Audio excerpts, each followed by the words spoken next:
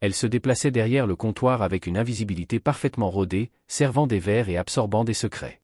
Cette année passée dans cette petite ville du Jura français avait appris à Sybil Thorne, originaire de Hambourg, à se fondre parfaitement dans le décor.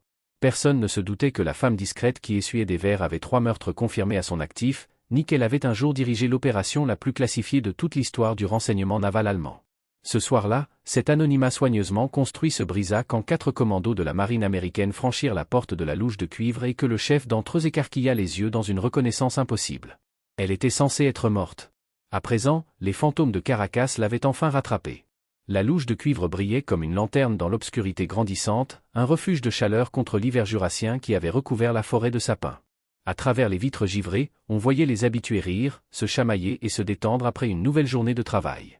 C'était un vendredi soir, et le bar vibrait de l'énergie familière des petites villes françaises où tout le monde connaît tout le monde. Leurs victoires et leurs échecs étaient des secrets de polichinelle, partagés aussi librement que les bols de cacahuètes sur le comptoir.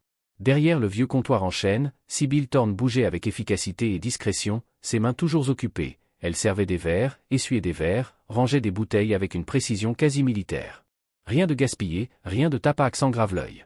À 38 ans, elle n'était plus assez jeune pour attirer tous les regards, ni assez âgée pour se fondre totalement dans le décor, et cela lui convenait parfaitement.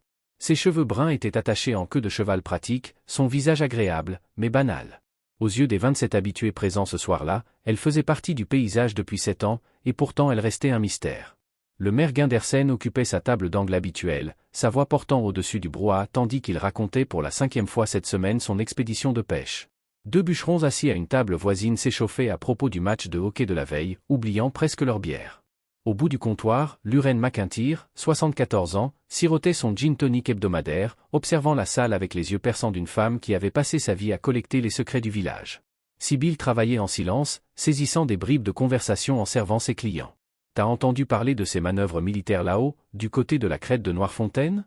demanda un jeune homme à son compagnon. « Ouais », répondit l'autre en prenant une nouvelle bière que Sybil posa devant lui avec un léger hochement de tête. « Y a plein de types du gouvernement dans le coin depuis 2-3 jours. Il paraît même qu'un groupe de marines loge à l'hôtel de la Forêt, » ajouta un troisième. Les mains de Sybil suspendirent leur mouvement un quart de seconde avant de reprendre le même rythme mesuré. Un éclair passa dans ses yeux, seule trace que quelque chose avait été enregistré. À l'autre bout du bar, Desmond Welland, le philosophe ivrogne autoproclamé du village, lança d'une voix pâteuse. « Encore un verre, désolé. » Elle remplit son verre de whisky sans répondre, le posa devant lui, puis se tourna vers un autre client. « Mais c'est quoi ton histoire à toi, hein ?»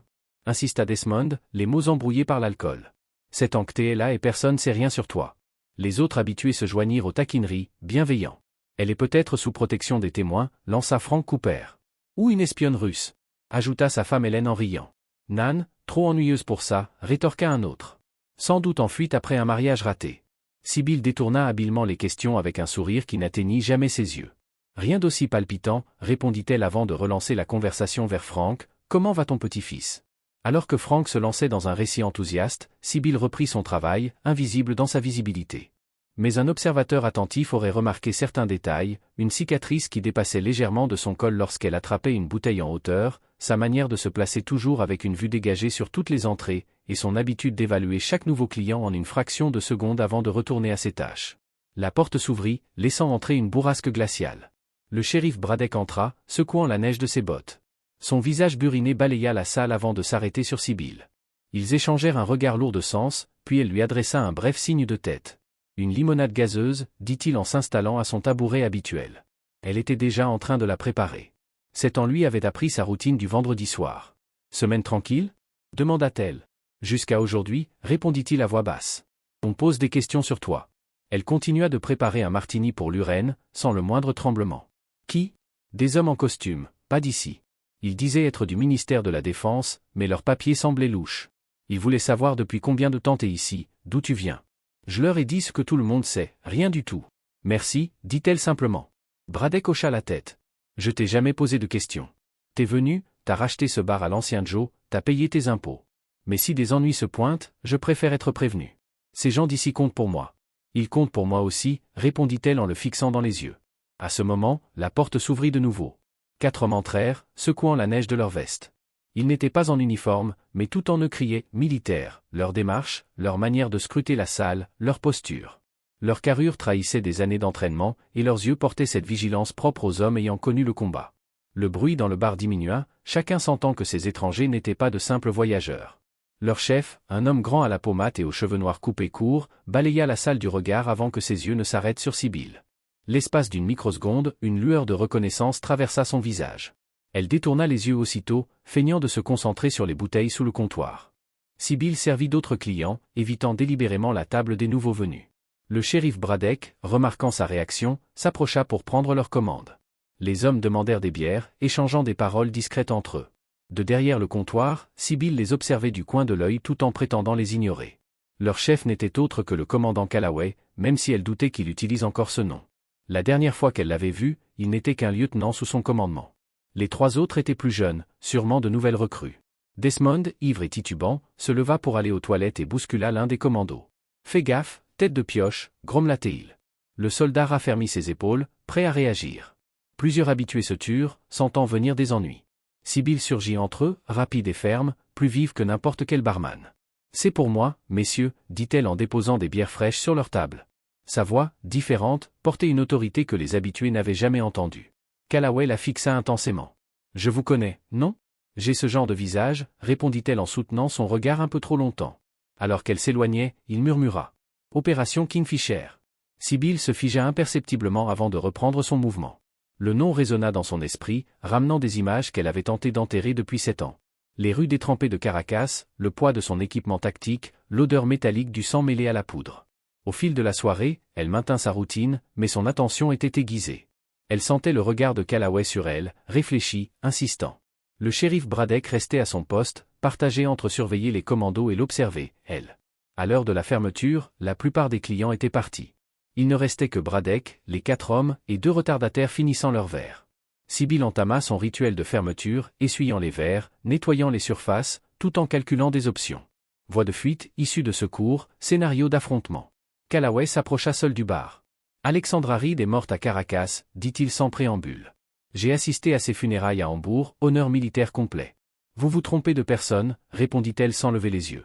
La femme que j'ai connue portait une cicatrice d'éclat d'obus sur l'omoplate droite, 3 cm, en forme de croissant. Caracas, 2014. J'étais là. Ses yeux se posèrent sur la porte de service, évaluant la distance. Ils viennent pour toi, poursuivit-il d'une voix basse et urgente. Quoi que tu aies découvert à Caracas, ils effacent les témoins. Toute l'équipe est morte, sauf moi. Et apparemment toi. Le choc la traversa comme un coup physique. Ses camarades morts. Elle s'en doutait, mais l'entendre confirmer rendait la douleur réelle. Kaplan, Mercé, Rivera, Suarez, tous disparus. Et elle, croyant être en sécurité, cachée, pendant qu'ils étaient traqués un à un. Comment m'ont-ils retrouvé ? Demanda-t-elle enfin. Je l'ignore, mais ils ont réactivé le protocole Prométhée. Ce que tu as découvert il y a 7 ans est de nouveau en jeu. Avant qu'elle ne réponde, des phares puissants illuminèrent la salle à travers les vitres givrées. Des SUV noirs encerclaient le bâtiment. Callaway se pencha. Qu'est-ce qu'on fait ? Sibylle Thorne, ou plutôt Alexandra Reed, redressa les épaules, son ancienne stature reprenant forme. L'ombre invisible devenait soudain terriblement visible. Prépare tes hommes, dit-elle, la voix pleine de commandement. Et appelle-moi Alex. 4 agents armés entrèrent, synchronisés, sur 2. Les rares clients restants se reculèrent, effrayés. Leur chef, un homme aux cheveux argentés, aux yeux froids et vêtu d'un costume sous un gilet tactique, balaya la salle d'un regard glacial. C'était le directeur Vance, habitué au pouvoir et à l'obéissance immédiate. Son sourire, qui ne toucha jamais ses yeux, se posa sur elle. « Madame Thorne, dit-il d'un ton mielleux. Ou devrais-je dire, commandant Reed. Il semblerait que les rumeurs de votre mort aient été grandement exagérées. » Le shérif Braddock se leva de sa table, sa main proche de son arme. 7 ans à protéger son village ne l'avait pas préparé à cette scène, mais sa voix resta ferme. « Ici c'est ma juridiction. Vous faites peur à mes gens. Il s'agit d'un dossier de sécurité nationale, répondit Vance d'un ton lisse. Les civils doivent partir. Sibylle acquiesça discrètement. Partez, dit-elle doucement au dernier client. Allez. Ils se hâtèrent de sortir, jetant des regards inquiets par-dessus leurs épaules. Il ne resta que Braddock, Callaway et ses hommes, et l'équipe de Vance. Maintenant, montrez vos papiers ou sortez, exigea le shérif. Les armes se levèrent. Les commandos se déployèrent. Une tension brutale s'installa. Sibylle se redressa, son attitude changeant radicalement. La serveuse invisible avait disparu, il ne restait plus que l'officier de renseignement, droit, autoritaire. « Vous avez tué mon équipe à Caracas », lança-t-elle. Vance esquissa un haussement d'épaule. « Risque du métier. Vous, mieux que quiconque, savez ce qu'est la sécurité opérationnelle. Le protocole Prométhée, dit-elle. Des armes biologiques américaines vendues à nos ennemis. Pas pour la sécurité nationale. Pour le profit. Un silence glacé s'abattit. Elle glissa une main sous le comptoir. Les agents se raidirent, prêts à tirer. Mais au lieu d'une arme, elle sortit une clé USB.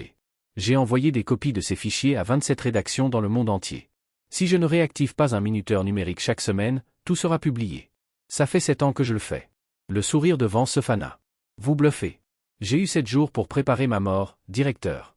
7 jours entre la découverte de vos crimes et l'embuscade qui a massacré mon équipe. J'ai pris mes précautions. Un nouveau silence, tendu, saturé de menaces. Puis une voix surgit de l'entrée. FBI. Baissez vos armes. Une femme en tailleur sombre entra, flanquée d'agents fédéraux. Directrice adjointe Keller, annonça-t-elle en montrant ses insignes. Directeur Vance, Washington exige votre présence immédiate. Le secrétaire Lynch veut des explications sur vos opérations non autorisées. Vance serra la mâchoire. Ceci relève du renseignement, pas du bureau. Quand cela frôle la trahison, ça devient notre affaire, répondit Keller calmement. Nous surveillons vos comptes personnels depuis des mois. Les preuves du commandant Reed complètent le puzzle. Les agents de Vance hésitèrent, leurs armes encore levées mais la confiance brisée. Vos hommes devraient se rendre, conseilla Keller. Contrairement à vous, ils ont encore une carrière devant eux. Après un instant lourd, Vance donna un signe sec. Ses agents baissèrent leurs armes. Le FBI les désarma et les fit sortir. Alexandra resta debout, le souffle régulier, alors que le silence retombait. Braddock la regardait comme s'il découvrait une étrangère et une vieille amie à la fois. Callaway et ses hommes se tenaient droits, leurs armes toujours prêtes, mais leurs regards portaient le respect. Commandant Reed, dit Keller en s'approchant. Nous avons beaucoup à discuter. Plus commandant, répondit-elle froidement. Plus maintenant. D'après vos dossiers, vous n'avez jamais cessé de l'être. Votre statut officiel est celui d'une mission sous couverture profonde. Votre rang et vos droits n'ont jamais été suspendus. Alexandra soutint son regard, mais ne répondit rien. Keller ajouta. Le protocole Prométhée ne s'arrête pas à Vance. C'est plus vaste. On aura besoin de votre témoignage. Préparez-vous à partir demain matin. Elle regarda une dernière fois son bar. 7 ans de reconstruction patiente, d'oubli volontaire. Tout allait être bouleversé. Quelques semaines plus tard, Alexandra témoignait à Washington devant un panel d'amiraux. En uniforme, ses cheveux relevés selon le règlement, elle livrait avec calme les preuves accumulées, transactions financières, communications cryptées, photos de rencontres clandestines. Le puzzle de la trahison se révélait au grand jour. Pourquoi être restée officiellement morte 7 ans ? Demanda l'amiral Langston. Parce que je ne savais pas qui était compromis. J'ai choisi la clandestinité. J'ai créé un système de sécurité avec les médias. C'était ma seule assurance vie. L'audience dura des heures. À la fin, les amiraux se levèrent, signe rare de respect. Votre pays vous doit une dette qu'il ne pourra jamais rembourser, dit Langston gravement. À l'extérieur, Alexandra Vivance et plusieurs hauts responsables menottés, escortés par le FBI. La justice suivait enfin son cours. Quelques jours plus tard, elle retourna à la louche de cuivre, dans son jurat d'adoption. La nouvelle s'était répandue, la serveuse mystérieuse était une héroïne décorée. Les habitants l'observaient autrement, curieux, un peu intimidés. Alors, plaisanta le maire Gundersen, toutes ces années à écouter mes histoires de pêche, et tu ne m'as jamais dit que tu étais super espionne ? Un rire nerveux secoua la salle. J'aimais vos histoires, répondit Alexandra avec chaleur. Même les exagérer. Peu à peu, l'ambiance se détendit. Elle servit les verres comme toujours, mais cette fois sans se cacher. Son secret n'était plus une barrière. Braddock, assis au comptoir, la regardait travailler. Ça fait drôle, dit-il, de découvrir que la femme qui me servait mon soda est l'une des meilleures opératrices de l'histoire navale. Je suis toujours moi, répondit-elle en poussant son verre. Simplement, tout entière, maintenant. Les clients reprirent leurs places habituelles. Callaway et ses hommes passèrent également, accueillis avec curiosité. Les deux mondes d'Alexandra commençaient à se rejoindre. Elle leva son verre. Aux femmes invisibles. Qu'elles soient vues quand elles le choisissent. Les verres s'entrechoquèrent. Cette nuit-là, seule dans le bar, Alexandra rangea les verres. Mais elle bougeait autrement, non plus en se fractionnant, mais entière. Elle avait accepté une offre, travailler comme consultante, entre Washington et le Jura, entre commandant et patronne de bistrot. 2 identités réconciliées, enfin. Le disque dur qui avait assuré sa survie pendant 7 ans était vide désormais, ses secrets confiés à la justice. Elle n'était plus un fantôme. En verrouillant la porte et en marchant dans la rue tranquille vers sa petite maison, elle leva les yeux au ciel clair, constellé d'étoiles. Les fantômes de Caracas resteraient à jamais en elle. Mais il ne régnait plus sur sa vie. Elle était l'Alexandra Reed, commandant du renseignement naval. Elle était Sybil Thorne, tenancière de la louche de cuivre. Elle était les deux. Et elle était entière.